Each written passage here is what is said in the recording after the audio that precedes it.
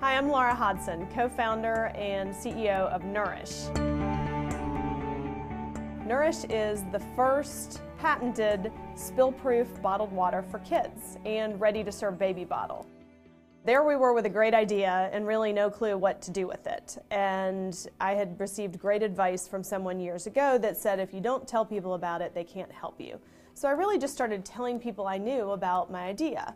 And if you have good people around you, they will introduce you to more good people. And so one person I knew said, hey, I think I know a guy that has a spring up in Tennessee, let's go meet him. And so I went up and I was like a kindergartner, right? I mean, the man's talking and I'm taking notes, like how do you spell that? I don't understand, what's that metric? I mean, I literally took like Water 101 class.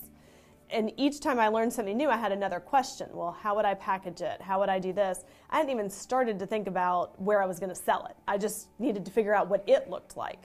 The first thing that I did was, I'm an engineer, so my inclination was to just start designing. And luckily my business partner was like, you know what, let's just go walk some stores. Let's go to Target, let's go to Kroger, let's go to Babies R Us, and just look. And what we found was that when you walk down the baby aisle, all baby products, well, first we discovered that all waters are blue. Not sure why, but every bottled water brand is blue. So anyone who knows me knows that I'm a contrarian, and the fact that everything's blue is the very reason why we would not be blue. So we didn't know what color we were going to be, but it wasn't going to be blue. We then discovered that all baby brands were medicinal, right? They're very serious. So when you think about it, Enfamil, Similac, Good Start, Dr. Brown's, they all sound very medical. And what that told us is that you can't be too playful with babies. They're amazingly cute, but a child's health when they're a baby is serious, right? So you can't be too cute about it. But at the same time, when you looked at toddler products, it's like the other extreme. It's like primary colors and cartoon characters gone awry, right? I mean, you see these packages that just have like stuff everywhere.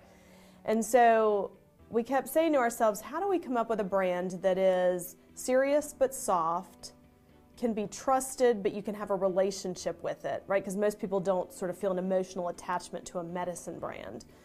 And it was actually my partner that came up with the name Nourish, which was just, we knew it when we said it. We're like, oh my God, that's perfect. Surely we can't get it. And sure enough, we were able to get it and trademark it, etc.